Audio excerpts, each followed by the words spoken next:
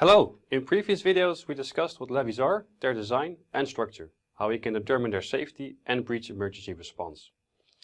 In this video we dive deeper into the levee breaching process. What is breaching? How does a breach develop? How can we model the breaching process?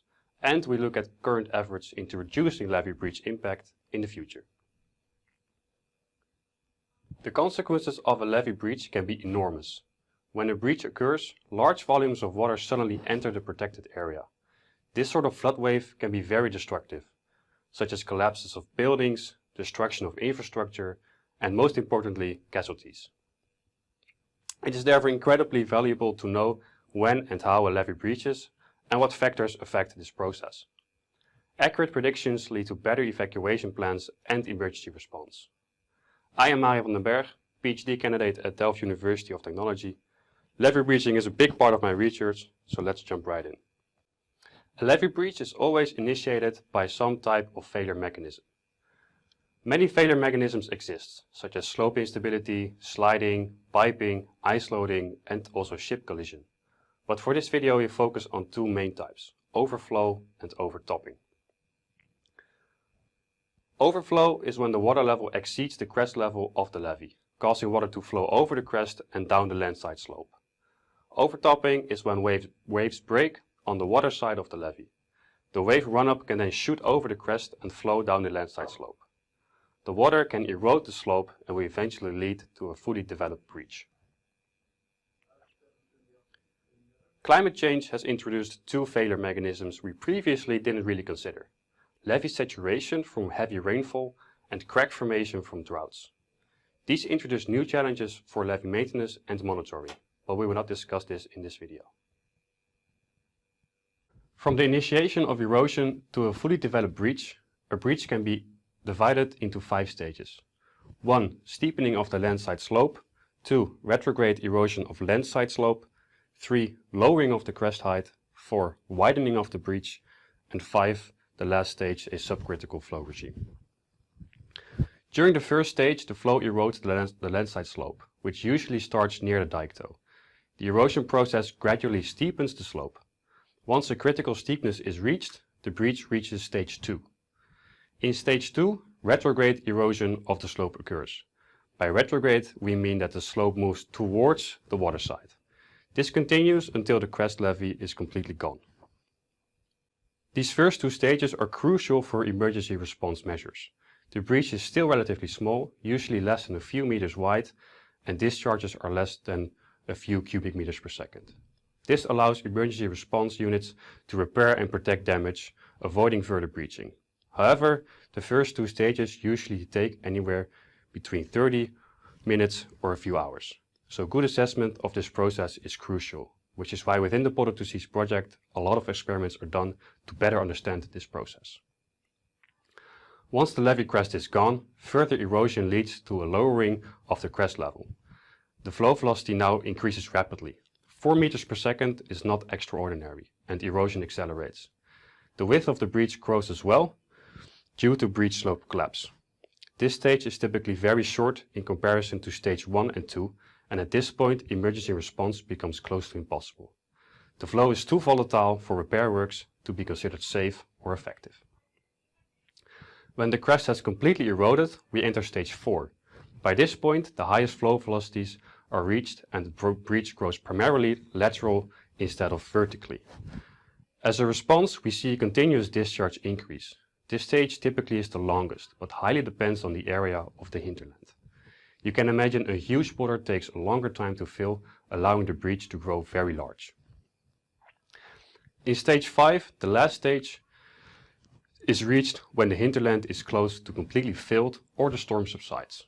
Flow velocities are reduced, but erosion can still occur, although not so much anymore. Eventually, flow will almost stop and the breach has reached its final shape. Levee breaches, especially large ones, have a long-lasting impact on landscapes. Large scour holes are formed during historic breaches. These wielen, as they are called in Dutch, can still be seen today. They are now ponds, small lakes or patches of dense vegetation. Wielen can be found on both sides of a current levee. It depends on where the new levee was constructed, where the wheel is located. If the levee was constructed between the river and the wheel, we call it an outside wheel. if the levee was constructed around the wheel, it is called an inside wheel.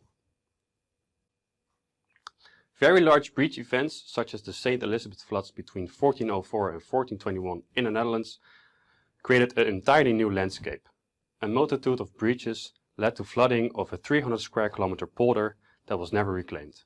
It is now known as the Biesbos National Park, an extensive network of wetlands.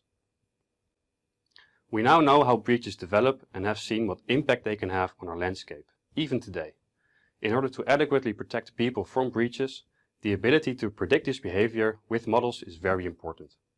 For decades, researchers have studied the breaching process and tried to create models. At first, these were simple parametric models, where with very few parameters, the breach growth was predicted. Sometimes these models are still used, as they have been extensively tested and calibrated with real-life and experimental breaches. Computers allowed development of more complicated models.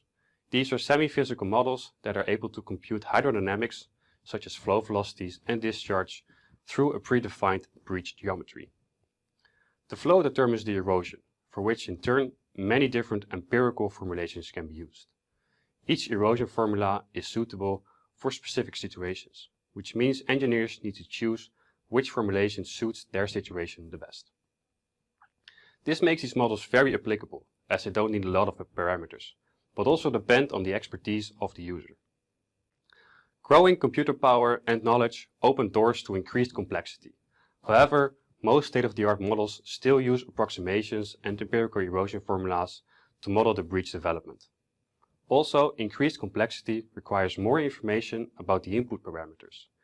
This data is not always available or very hard to obtain. Complex models might therefore be better in predicting a breach, but the output is always only as good as the input. Levees require regular maintenance and monitoring for risk assessments. When a levee fails an assessment, dike strengthening is necessary. Typically, this is done by increasing the crest level or width. However, with climate change and sea level rise, these methods can become unfeasible, either structurally or because levees would be too large for the space they occupy, or financially due to the levee size or construction complexity. Instead, researchers are looking into other methods to improve or complement levees. A popular perspective is nature-based solutions. These solutions incorporate nature in engineering designs and decision-making. One of the examples of a nature-based solution is a tidal marsh in front of a levee. Tidal marshes are coastal and estuarine wetlands that frequently flood during high tide, which means they are typically found around the high water line. Tidal marshes provide valuable ecosystem services such as biodiversity and carbon sequestration, the extracting and storing of carbon from the air. Another benefit is wave attenuation for levees.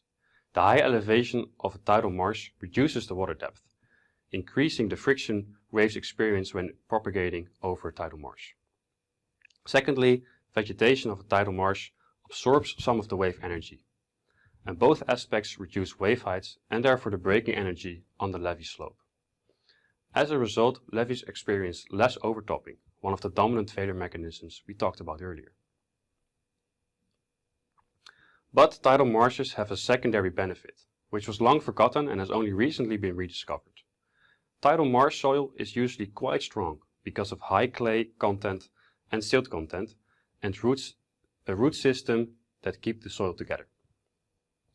When a levee breaches and erodes, the tidal marsh is able to withstand the forces. The water depth in front of the breach is then reduced, limiting flow velocities. In turn, levees erode slower, which means less discharge into the hinterland. So, tidal marshes not only reduce the probability of a levee breach, but also reduce their immediate impact. In this video, we learned how levees can fail and the breach develops. We also learned that we can use nature to protect our levees and reduce breach impact. Not everything is yet known, and we do not know how we can correctly implement these new methods of protection in policymaking. These are challenges for the future. Thank you for watching.